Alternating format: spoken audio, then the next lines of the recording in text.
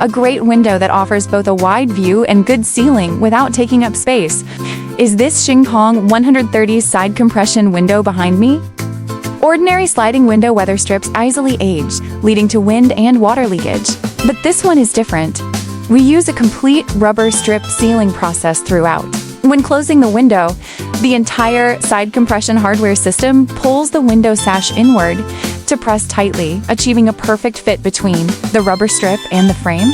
Once pressed tight, wind cannot blow through and rainwater cannot penetrate.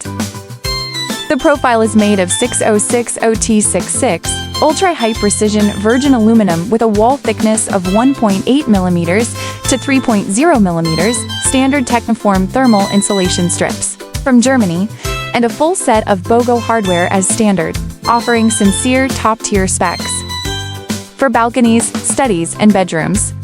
If you want an open view without sacrificing ceiling, choosing this is definitely the right move. It can be fixed open at any position to maximize ventilation and view presentation. The sliding operation feels silky smooth, giving you both the panoramic view of a sliding window and the airtight ceiling of a casement window. If you want to learn more technical parameters about this product, you can follow me